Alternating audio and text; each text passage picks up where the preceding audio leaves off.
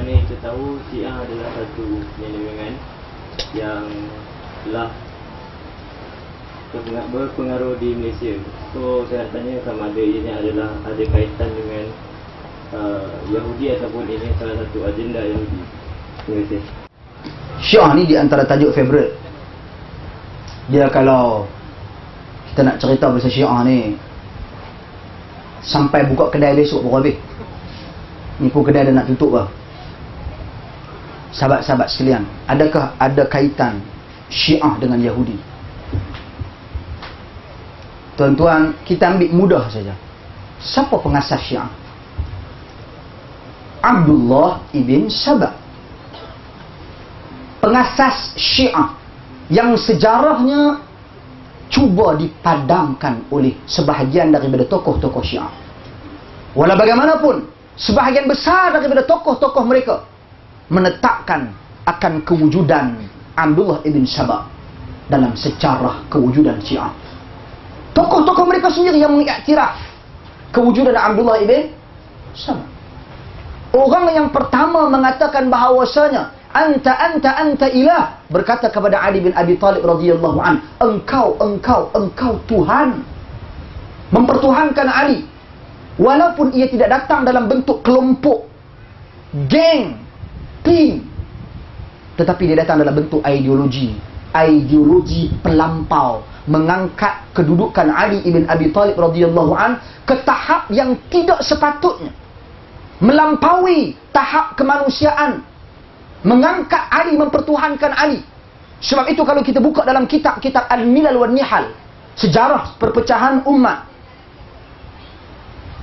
kita akan dapati Syiah yang pertama adalah Syiah As-Sabaiyah. As-Sabaiyah sandaran kepada Abdullah ibn Saba. Saba tu dia jadi Sabaiyah. Dia ni siapa dia? Mamat mana? Dia ni Yahudi. Yahudi yang masuk ke dalam Islam tazandaq, zindiq. Zindiq ni maksudnya dia masuk ke dalam agama Islam bertujuan untuk merosakkan Islam daripada dalam. Agenda mereka sejak dahulu lagi benci melihat kejayaan dan kegemilangan Islam dan umatnya. Saba. Jadi kalau kita katakan pengasas Syiah itu adalah Abdullah ibn Saba, Yahudi, maka hubung kaitnya mesti ada daripada susur galur yang sama. Bahkan akidah Syiah hampir sama dengan akidah Yahudi.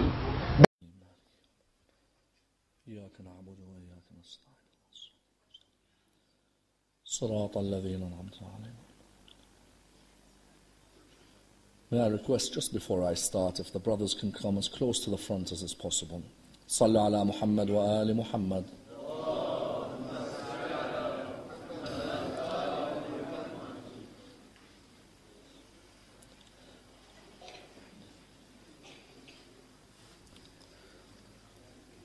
بسم الله الرحمن الرحيم. الحمد لله رب العالمين، والصلاة والسلام على سيدنا وعظيمنا وحبيب قلوبنا وشفيع نفوسنا أبي القاسم محمد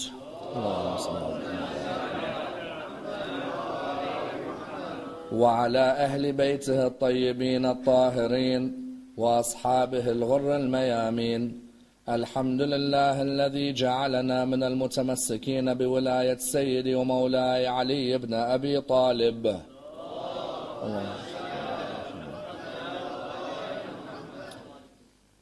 الحمد لله الذي هدانا لهذا وما كنا لنهتدي لولا أن هدانا الله.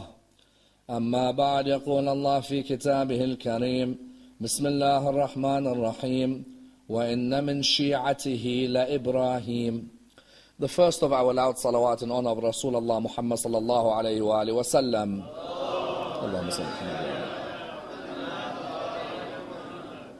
The second in honor of Amir al-Mu'mineen Ali ibn Abi Talib.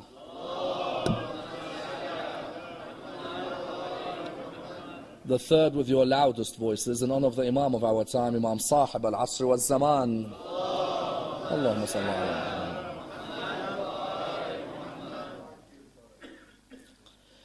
Respected scholars, brothers and sisters, Assalamu alaikum wa rahmatullah wa barakatuh.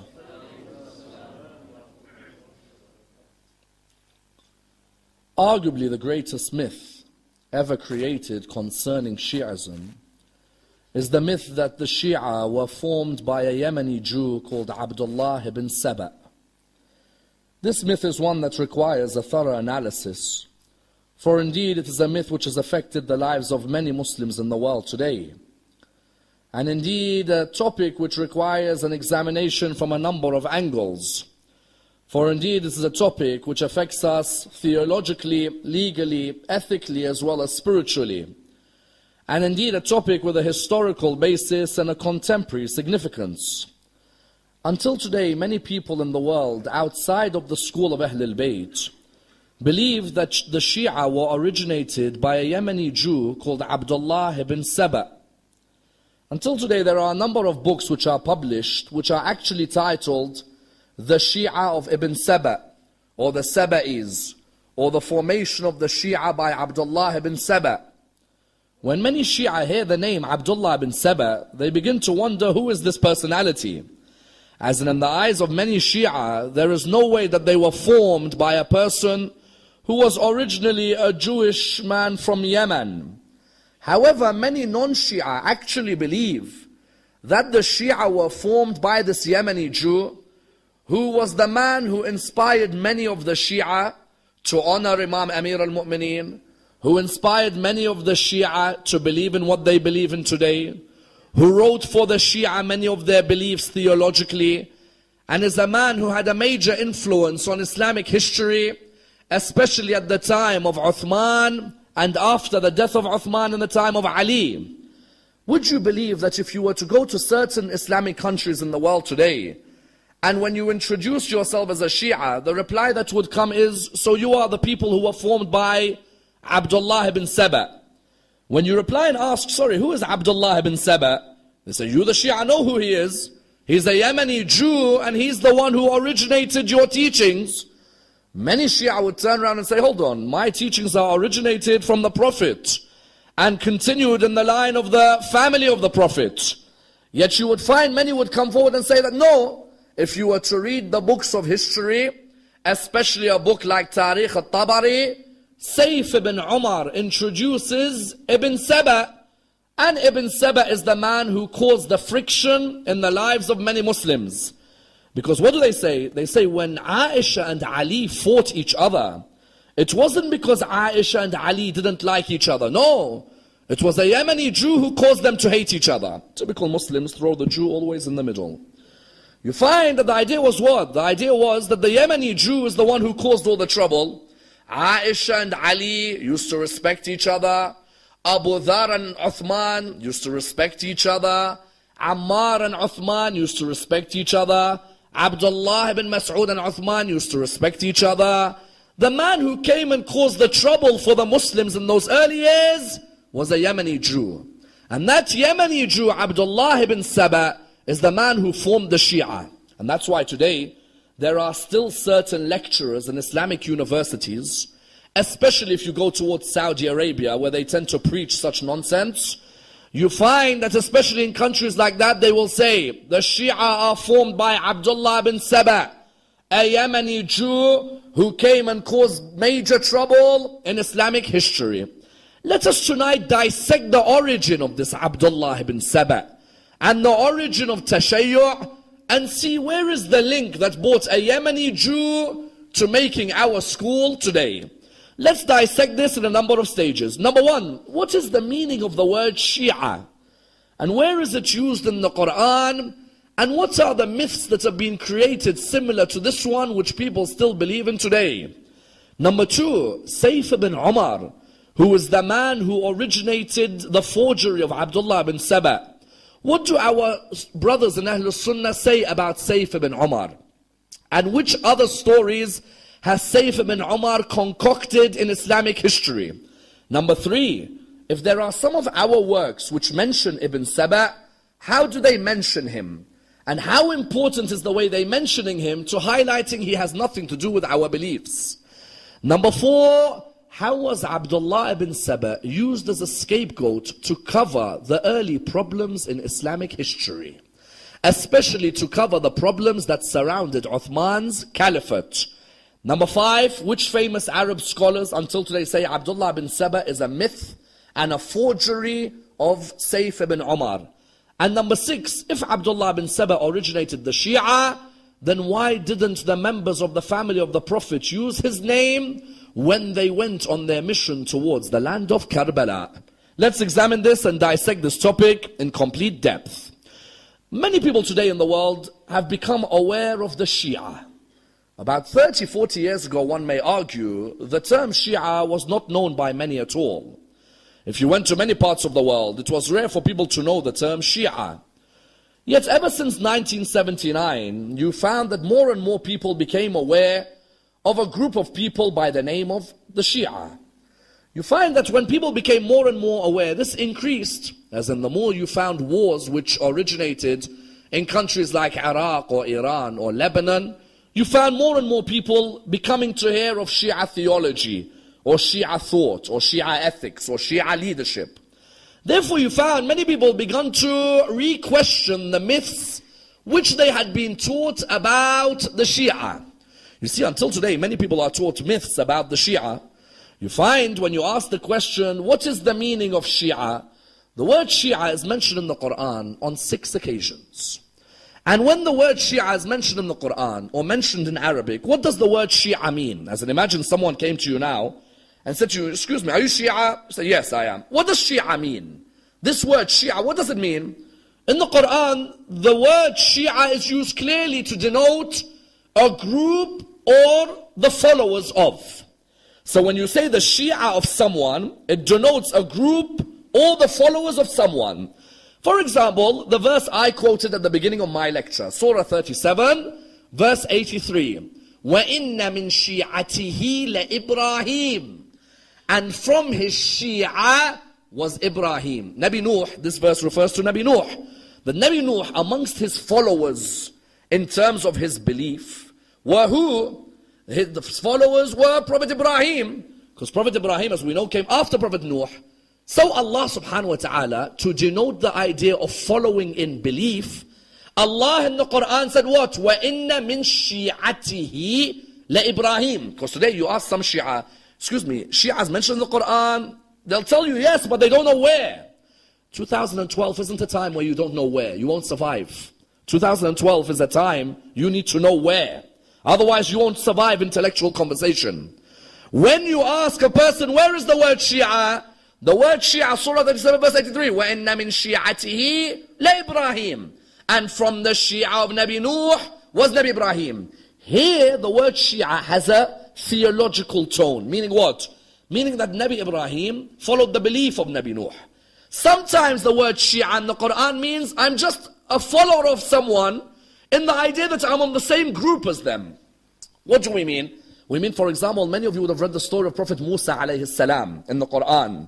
In Surah 28 verse 15, you know when Nabi Musa alayhi salam goes out in the middle of town and there are two people who are fighting each other. One is an Egyptian and one is from Bani Israel. Nabi Musa tries to stop the fight between the two. The Quran describes the two of them by saying, هَذَا مِن شِيعَتِهِ وَهَذَا مِنْ عَدُوِّهِ.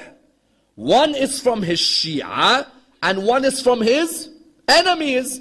What do we mean? The children of Israel, the person who was fighting, is from the Shia of Nabi Musa. Not Shia meaning they believe he's a prophet. No, Shia can also mean what? Shia means I'm your group. As in you come from children of Israel, I'm from the children of Israel. So we're together. هَذَا مِن شِيعَتِهِ وَهَذَا مِنْ عَدُوِّهِ. The Quran said he was from the group of Musa, the Shia, and he was from the enemies. In other words, Shia can be relating to a person who you follow. You are his Shia. I can be the Shia of Hussein, or I could be the Shia of Yazid, isn't it? Can I be the Shia of Yazid? Yes, of course I can. Because the word Shia means follower. Later, theologically, Shia came to denote the idea of what? Theologically, Shia came to denote those who, for example, believe in the messagehood of the Holy Prophet, follow the Quran, And they believe in the Imams of Ahlul Bayt as designated by Allah, infallibles, who have received knowledge from Allah subhanahu wa ta'ala. Otherwise, Shi'ah by itself, if it's got nothing to do with religion, Shi'ah by itself means what? Means follower of. That's why I remember Imam al-Hussein on the 10th of Muharram, when he's lying on the ground and he calls out, "Oh Shi'ah of Umar bin Sa'ad." Many of you would have heard this.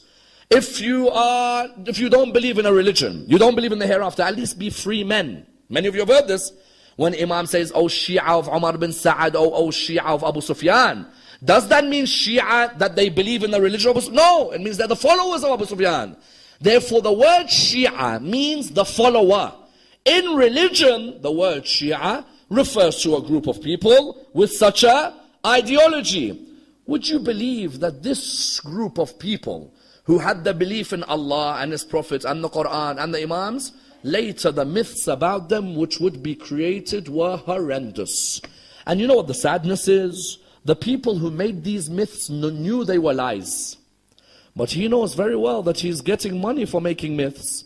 So he begins to make myths about the Shia that people still believe in until today. Let me give you a few examples. Vali Nasr has written the book, The Shia Revival. Within the Shia Revival, he indicates that the Shia in the world today are undergoing a revival. Everywhere you look, Iraq, Iran, Lebanon, Bahrain, Syria, Shia are rising and rising. He goes, but do you know how many myths were created about these Shia that were slowly sweeping away?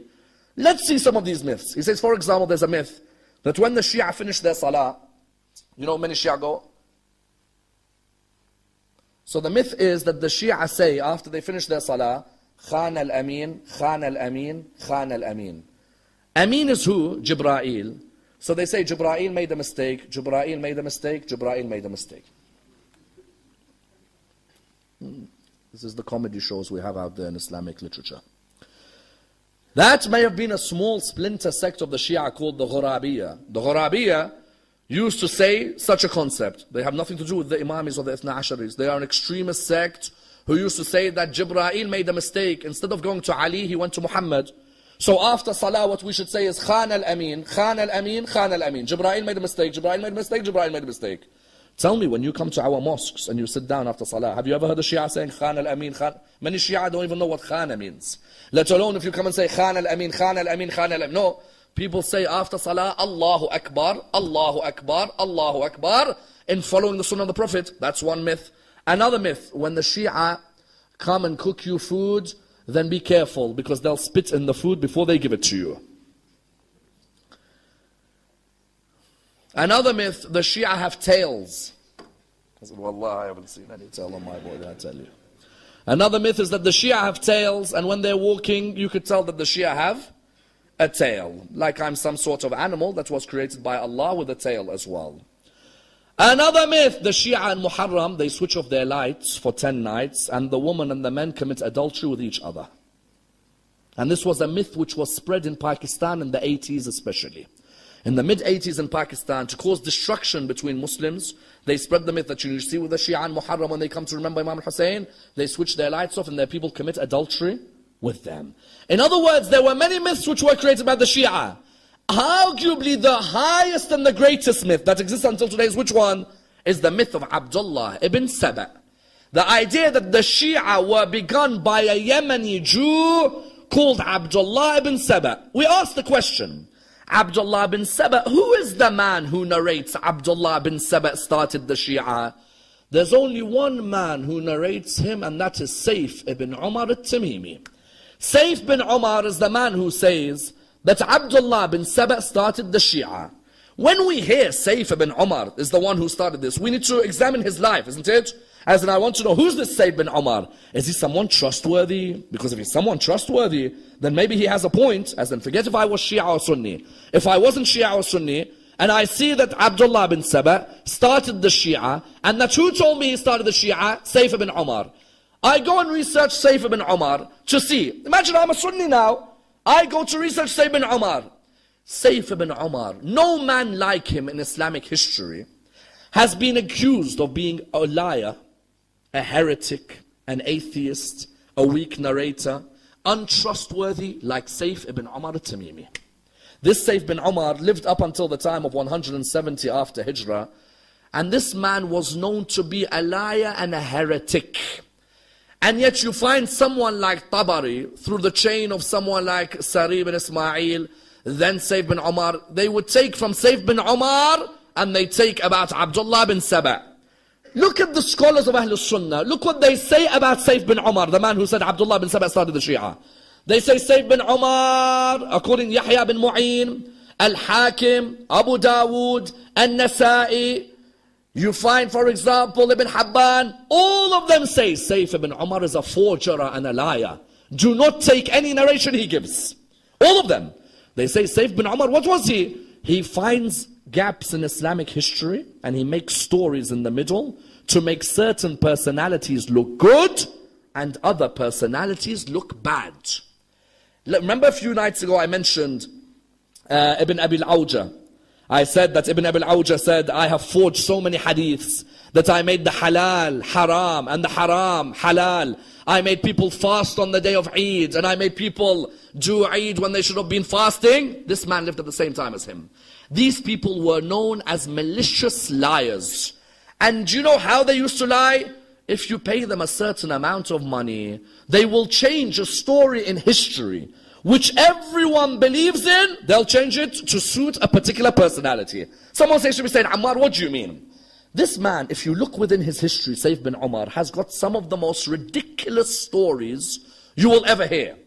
And not only ridiculous, certain personalities in history who everyone knows performed a certain act, he makes an excuse for why it wasn't them.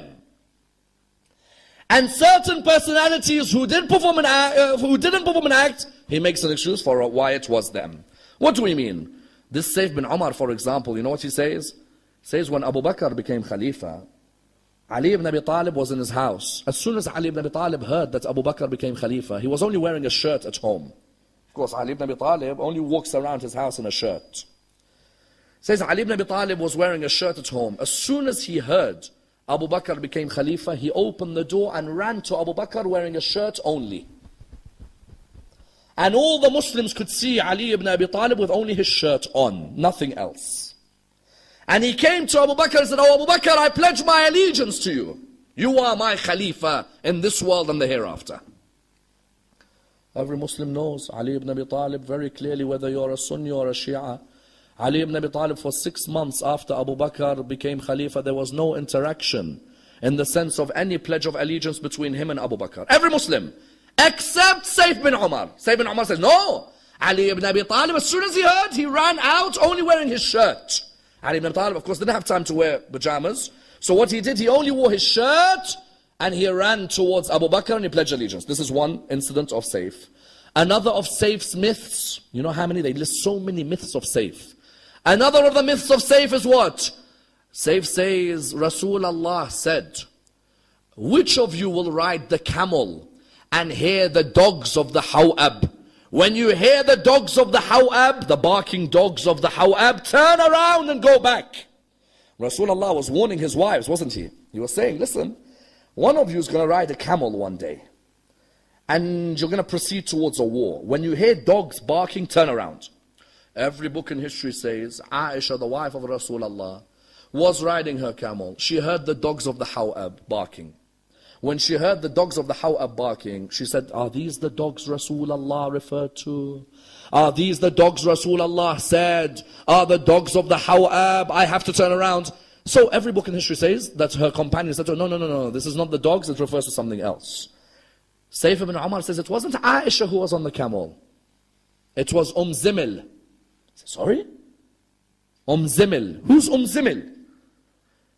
He said, Aisha had a servant called Zimil. And she was on a camel and she heard the dogs, but she didn't turn around. So Rasulullah was referring to Zimil. In your life, have you heard of Zimil? No, you haven't, but Syi'ah bin Umar has. Syi'ah bin Umar, he brought Zimil right into the middle of the picture. Let me give you another example. Khalid ibn al-Walid, according to our brothers in Ahlul Sunnah, is Allah's chosen sword, isn't he? They call him Sayfullah al-Maslul. Khalid ibn al-Walid, when Rasulullah died, Abu Bakr became Khalifa. Abu Bakr ordered people that they have to pay him the taxes because he's become Khalifa. And whoever doesn't pay him taxes is killed.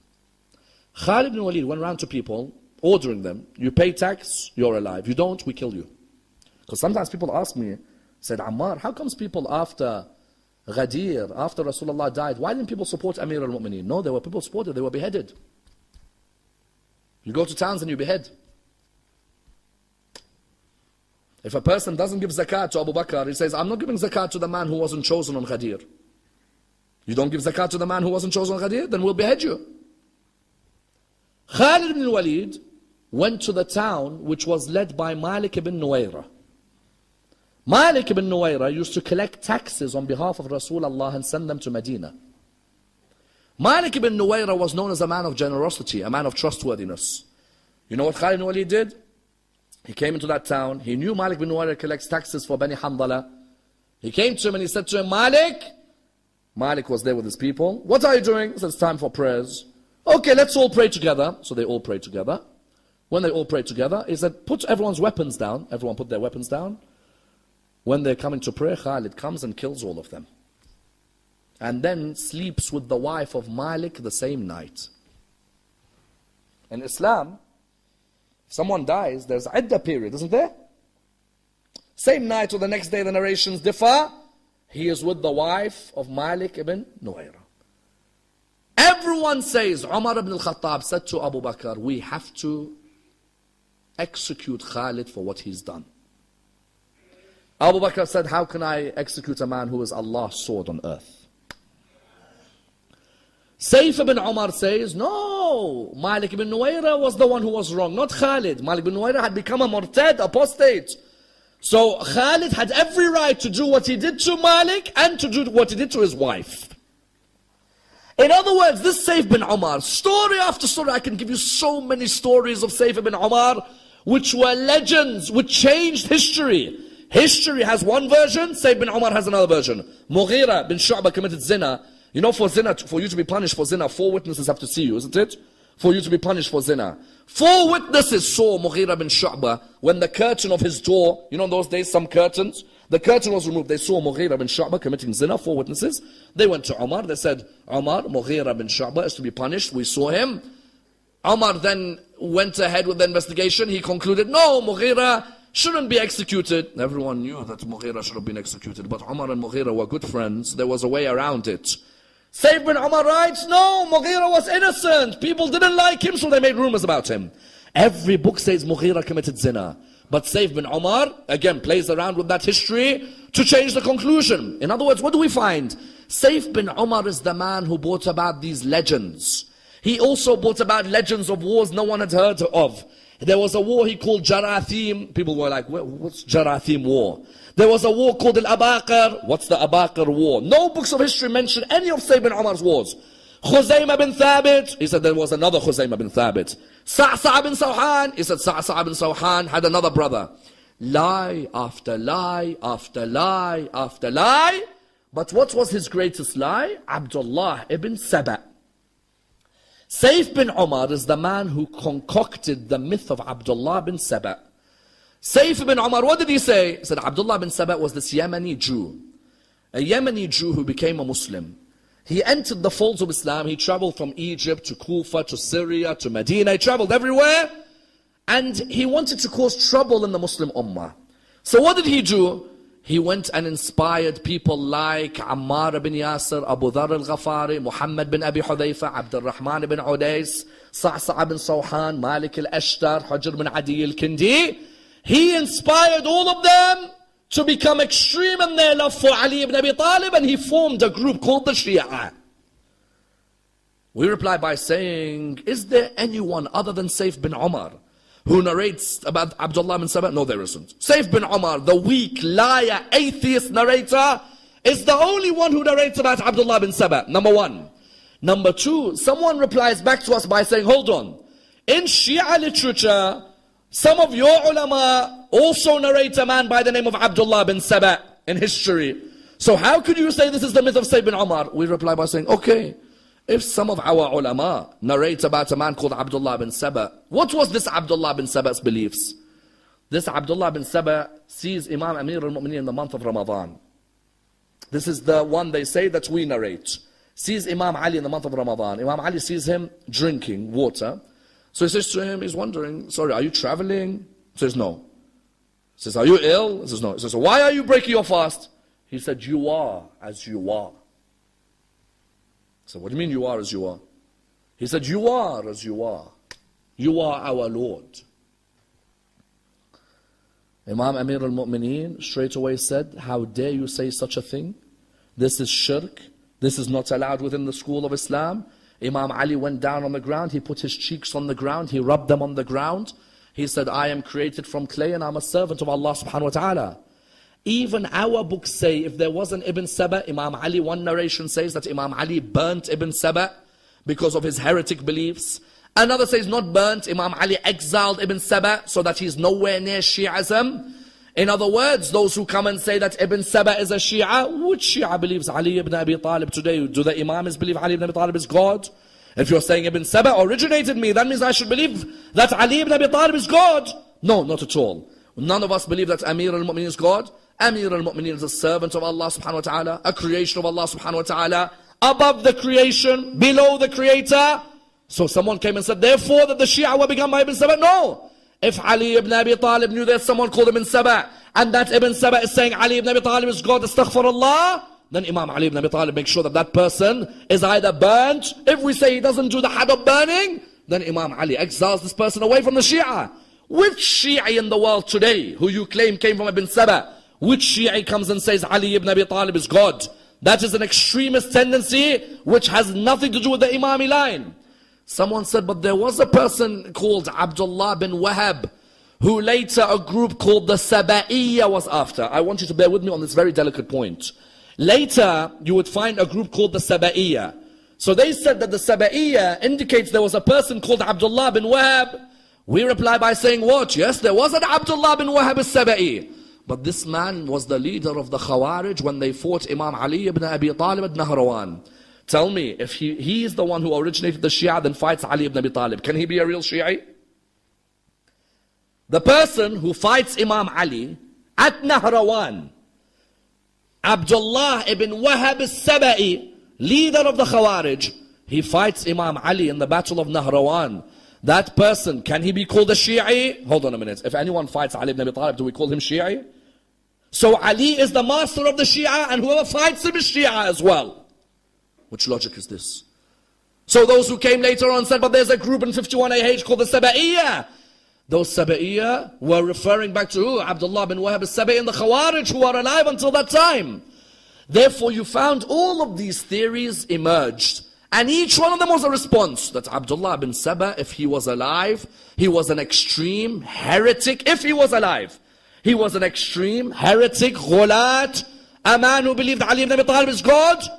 And even though at the end we say he's a forgery of Saif ibn Umar al-Tamimi. The question, why would Saif bin Umar use Abdullah bin Saba to plug a gap in history? Why? We saw Saif bin Umar, he was plugging other gaps, isn't it? So Aisha wasn't on the camel, it was Zimil. Ali ibn Abi Talib ran out to do bay'ah in a shirt. They always plug a gap, isn't it? Why did Saif bin Umar create this person to plug his gap? Which gap? Saif bin Umar was clever. You know which gap he wanted to plug?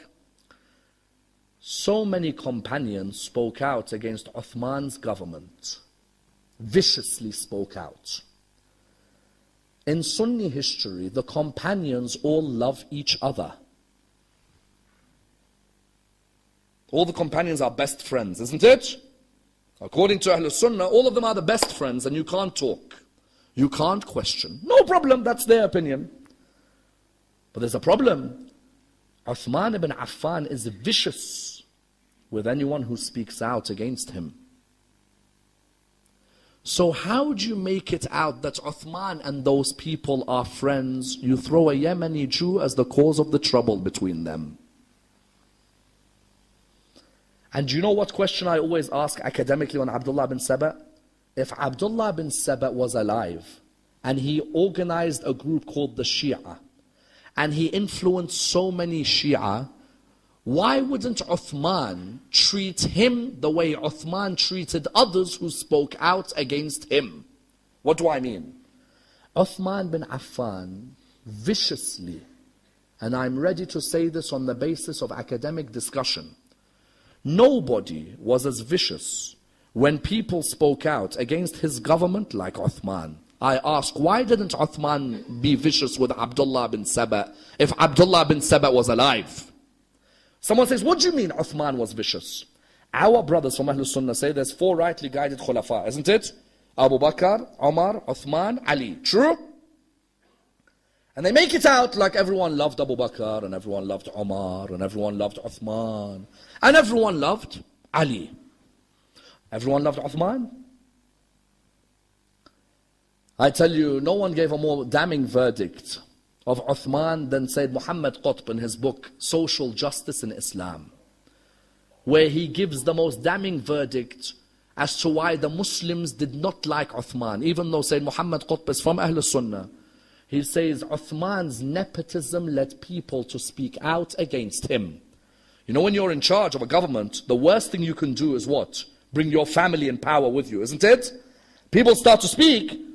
Why did everyone speak against Uthman? Not because of Ibn Saba. People spoke because they saw blatant nepotism in Islam. They saw people who Rasulullah had exiled come back to become economic minister and come back to become governors. So what does Sayyid bin Umar do? You put a Jew in the middle and say he's the one who's the cause, not Uthman. He's the one who's the cause. Uthman ibn Affan is the cause of his own downfall. Uthman ibn Affan, what did he begin to do? You know what he began to do? All the old Bani Umayyah, because Uthman is Bani Umayyah, he's related to Bani Umayyah. All the old Bani Umayyah, he starts bringing them back as governors and ministers. The people who Rasulullah had given la'na on, he brings them back as governors. In Sunni history, the lack of willingness to admit Uthman brought back people like Marwan ibn al-Hakam and Sa'id ibn al-As and Walid ibn Uqba and Samara bin Jundub, knowing they are enemies of Rasulullah. The lack of willingness to admit this meant you use the scapegoat of Abdullah bin Saba to say he's the problem, not Uthman. Someone says, what do you mean? I'll list you a group of companions, all of you know them. And I'll tell you how Uthman treated them when they spoke out against him. And I want you to understand how he treated them, so that this myth that the Sahaba are all best friends is a myth which actually is removed from our society. Let me give you a few examples. You find, for example, someone like Ammar ibn Yasir. Haven't we heard great hadiths about Ammar ibn Yasir from the beginning of Islam? His parents, Yasir and Sumayya, weren't they the first martyrs in Islam or no? Didn't Rasulullah say Ammar is full of faith from the top of his body until his soul? Didn't Rasulullah say Ammar is as close to me as any of the companions? Didn't Ammar bin Yasir participate in the building of the mosque of Rasulullah? And then I ask you, how did Ammar bin Yasir end up with a hernia because of being attacked by Uthman bin Affan? Ammar bin Yasir went with a grievance to Uthman in his 80s. He came with a grievance from Talha, from Zubair, from Ammar, from others, that Uthman is putting people in power who are all originally Bani Umayyah kings, people who were enemies of Islam. Uthman sitting there, you know what Uthman does? He looks at him and says, "Oh son of Sumayya, you have the audacity to bring me grievances?" He said to him, "I am proud that I am the son of Yasir and the son of Sumayya." Meaning I'm telling him that I am the son of whom? I am the son of the first 2 shuhada in Islam. Marwan looked at him, he said to him, and look who Uthman's chief advisor is. Marwan ibn al-Hakam, mashallah. Who is his chief advisor? Marwan ibn al-Hakam. You find Marwan ibn al-Hakam says, don't be forbearant with this man. Kill him, attack him. They attacked him so viciously, they first kicked him in his stomach. Then they kicked him so profusely that they caused the hernia to happen. Go and read the books of Ahlul Sunnah. How Uthman and his henchmen tortured Ammar ibn Yasir. Now you tell me, Ammar ibn Yasir, Uthman, aren't all of these people meant to go to Jannah? So if I torture you and I hurt you, me and you both go to Jannah, huh? Let me give you another example. Abu Dhar al-Ghafari. How highly do you value Abu Dhar? Rasulullah said, if you want to see the taqwa of Prophet Isa, look at Abu Dhar. Rasulullah used to say, Abu Dhar al-Ghafari never utters a lie. Rasulullah, Rasulullah, Rasulullah, Rasulullah. So many hadiths about Abu Dhar al-Ghafari. Abu Dhar began to notice, look at who's in power now. You've got governors in power who are hoarding the money of the Muslims. It's all corruption. You've brought back all your best friends in power. Marwan has this share, and that person has that share, and this person has that share. Uthman exiled him to Muawiyah. Muawiyah said, and you know what would happen? Muawiyah every day would think he's comfortable. In the morning, Abu Dhar is standing outside, reciting Surah 9 verse 34. Those who hoard the gold and the silver. Muawiyah is like, Uthman, take him back. This guy's giving me a headache. He sends him back to Uthman. Uthman eventually says, you know what? You think you can speak out against me? I'll exile you into a place in the middle of nowhere. Where do you want to go? Abu Dhar said something, said no. Abu Dhar said another thing, said no. Abu Dhar said another thing, said no. He said, I'll exile you to the Rabatha. The Rabatha, do you know what it is? The Rabatha is in the middle of nowhere. You know what middle of nowhere means, brothers and sisters, or no? That means no food, no drink. There are a few weeds on the ground, grass. Take with you what you have, live there and die there. Abu Dhar al-Ghafari, companion of Rasulullah, dies alone in the Rabatha with his daughter sitting next to him and no one else to help him. Until Malik al-Ashtar comes to bury him in the middle of a desert, in the middle of nowhere. Uthman with Ammar, Uthman with Abu Dhar. Isn't Abu Dhar meant to be going Jannah? And Uthman's going to Jannah. This Jannah is going to be an unbelievable place. Another companion, when you speak out against Uthman, look how vicious Uthman is. Abdullah bin Mas'ud. Rasulullah used to say, if you want to learn Quran, go and learn from the son of Abd. Abd is who? The mother of Abdullah bin Mas'ud. Abdullah bin Mas'ud was a scholar, a faqih. If you go to our Sunni brothers today, they'll say, there's no one like Abdullah bin Mas'ud. Radiyallahu an. Okay, radiyallahu an, no problem. May Allah be pleased with him. Abdullah bin Mas'ud, who's the one who hit him severely because he spoke out against Uthman's governor? Abdullah bin Mas'ud used to be governor for Umar ibn al-Khattab. Later on, when Uthman came in, he removed him. He ordered him to give money towards Al-Walid. Al-Walid, the drunkard, ibn Uqba. Abdullah bin Mas'ud didn't accept. The reply was, no, you have to give. Abdullah bin Mas'ud didn't accept. Abdullah bin Mas'ud went all the way to Medina. He said to Uthman, here's your key. He said, here's our key. They launched a vicious attack on Abdullah bin Mas'ud in that room. To the extent Abdullah bin Mas'ud broke his rib in that room. That's how much they hit him. Because he spoke out against Uthman. People like Ibn Sam'a and Yahmum and all of these tortured him. And you know when Uthman came to visit him at the end, he said to him, Abdullah bin Mas'ud, if you want any provisions for your daughters, do you need anything? He said, I don't need nothing from you. He said, are you sure you don't need anything? He said, why would I need something from you? You're telling me you need a doctor when it was you who caused the injuries to me in the first place. He said, are you sure you don't want any wealth? He said, I have the best of wealth. He said, what is it? He said, I have Surah Al-Waqi'ah. He said, what do you mean? He said, Rasulullah taught me, whoever recites Surah Al-Waqi'ah every day, Allah will never put poverty in his life. I will die now, but my daughters will remain alive. And when my daughters remain alive, alhamdulillah, they'll have Surah Al-Waqi'ah. They don't need money from people like you and those who surround your government. Surah Al-Waqi'ah will ensure that no poverty affects them whatsoever. And then Abdullah bin Mas'ud said to Ammar bin Yasir, do not let that man come to my janazah. Keep him away. That man and his henchmen destroying the religion of Islam. Abdullah bin Mas'ud, Ammar bin Yasir, Abu Dhar al-Ghafari, even someone like Abdul Rahman bin Hanbal al-Jumahi. Abdul Rahman bin Hanbal al-Jumahi was a companion. You know this Abdul Rahman bin Hanbal al-Jumahi came to Uthman. He said, Uthman, people are complaining about your government. He said, how dare you complain about my government? He put him in the Qamus prison. The Qamus prison is in Khaybar. Imam Ali, when he lifted the door of Khaybar, it was called Bab al-Qamus.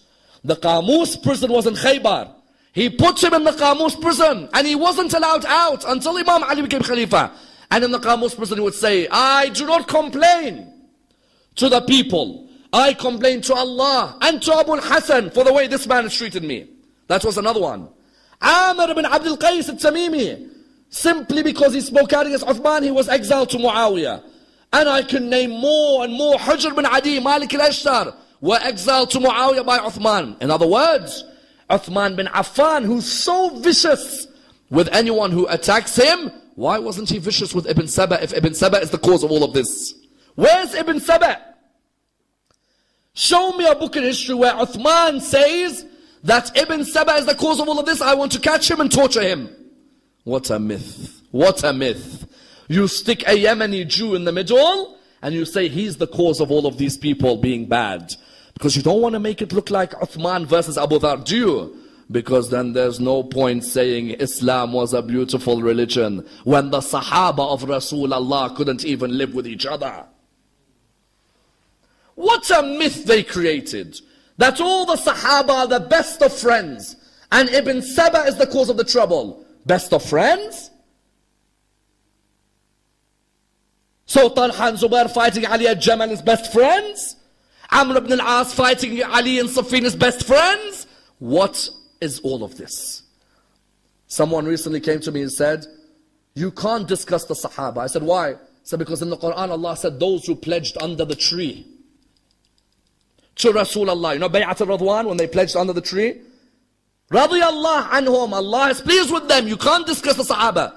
I say, brother, can you name me who pledged to Rasulullah under the tree? Abu al-Ghadi al-Juhani, did he pledge to Rasulullah? Abu Ghadi or no? He said, yes he did. I said, but the same Abu Ghadi killed Ammar ibn Yasir. So what, Ammar who pledged and Abu Ghadi who pledged both go to Jannah when one killed the other? Muhammad bin Abi Hudayfa pledged on the tree. Abdurrahman bin Udais pledged on the tree. But at the end, all of these, you said Ibn Saba caused them to kill Uthman bin Affan and to cause trouble. In other words, when you tell me every Sahaba who pledged under the tree, go and research Muhammad bin Abi Hudayfa. Go and research Abdurrahman bin Udais. These people who you later say were against Uthman. So Uthman goes to Jannah and they go to Jannah even though they were against each other. In other words, brothers and sisters, what do we find? The Shia had nothing to do with Ibn Saba. Rather, Uthman's mistakes made certain historians choose to make a man called Ibn Saba, who they said was the cause of the friction between the Muslims, who they said was the cause of the trouble between the Muslims. And that's why when you look in Islamic history, an interesting theory was put by Dr. Kamal al-Shib and who else? Dr. Kamal al-Shibi and Dr. Ali al-Wardi, academics in their own right. They put forward an interesting theory. They said Abdullah bin Saba may have been a forgery in the name of Ibn Sauda, who is Ammar ibn Yasir. Please listen to their theory. They say, yes, there might not have been a person called Abdullah bin Saba. But sometimes Abdullah bin Saba is referred to as the son of the black woman, Ibn Sauda. Ammar ibn Yasir in the Battle of Safin is also called Ibn Sauda. Could it be that they renamed and they forged a character who they could attack without attacking Ammar bin Yasir directly? It's a fundamental point. Ammar bin Yasir spoke out against Uthman, isn't it? But you can't say Ammar spoke out. So what you do is you concoct a character whose features are similar to Ammar, and you then attack that character, but indirectly you're attacking Ammar bin Yasir. Ammar bin Yasir in the Battle of Safin was on the side of Imam Ali, Muawiyah is on the other side. Muawiyah never calls him Ammar. They used to all call him Ibn Sauda, the son of the black woman.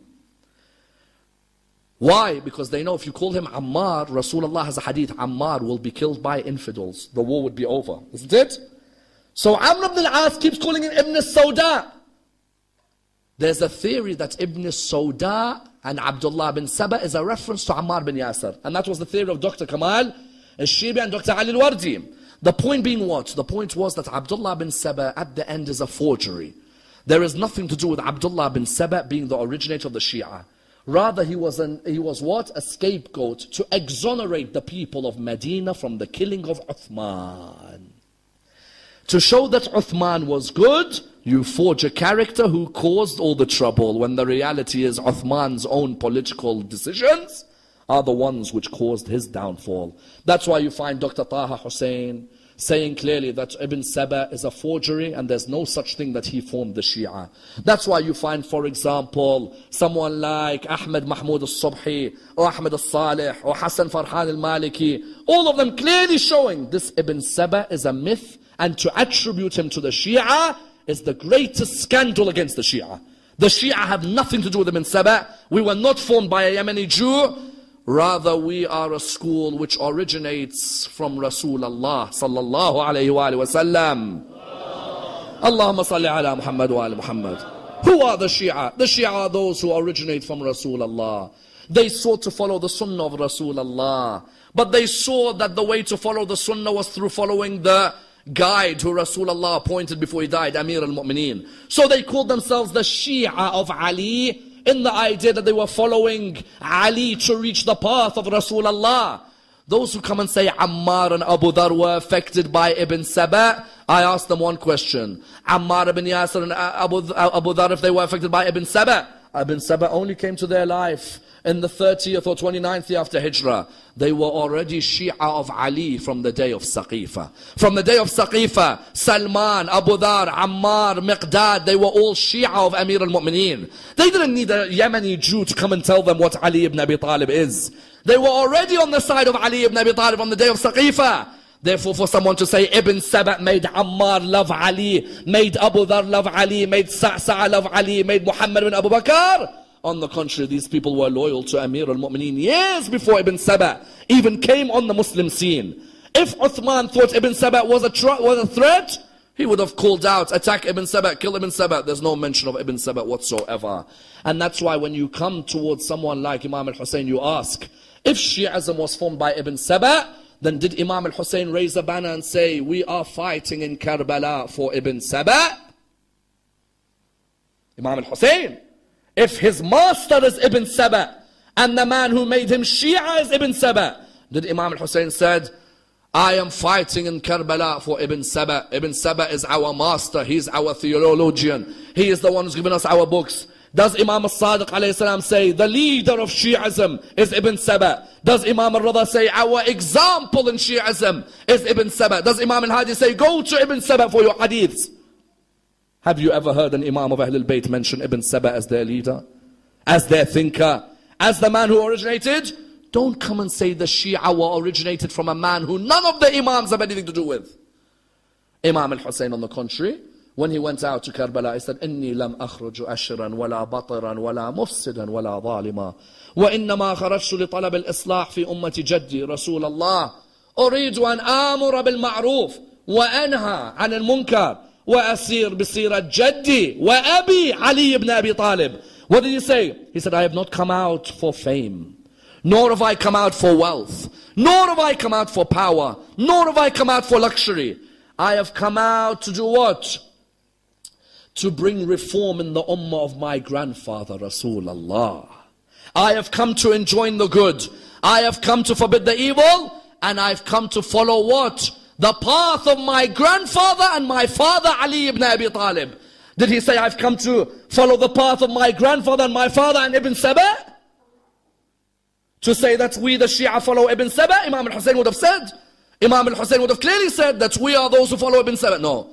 أسير بسيرة جدي وأبي علي ibn Abi Talib. You want to know where the real Shia originate from? They originate from Rasulullah saying, I leave behind for you the Quran and my Ahlul Bayt. And the Shia are those which the Quran says, إن الذين آمنوا وعملوا الصالحات أولئك هم خير البرية. Those who perform, those who believe and perform the good deeds, they are the best of the people. Rasulullah was asked, who are they? He said, Ali and his Shia. Those are the best of people. That's who the verse in the Quran was revealed about. Therefore, this myth of Abdullah bin Saba is a myth which has nothing to do with us. Rather is a forgery of Sayf ibn Umar al-Tamimi, something we have absolutely nothing to do with. If a person wants to know about the origin of Tashayyu', let them hold on to the Quran and the Ahlul Bayt and the teachings of the Ahlul Bayt, and then they'll see the origin of Shia thought. We pray to Allah subhanahu wa ta'ala to raise us with Muhammad and Al Muhammad, to allow us to be amongst those who follow their message in this world and the hereafter. We pray to Allah subhanahu wa ta'ala for our brothers around the Islamic world, especially our brothers in Syria and Burma, Pakistan, Iraq, to unite them on the banner of Muhammad and Al Muhammad. We pray to Allah subhanahu wa ta'ala the Surah Al-Fatiha, but before it the loudest of your salawat.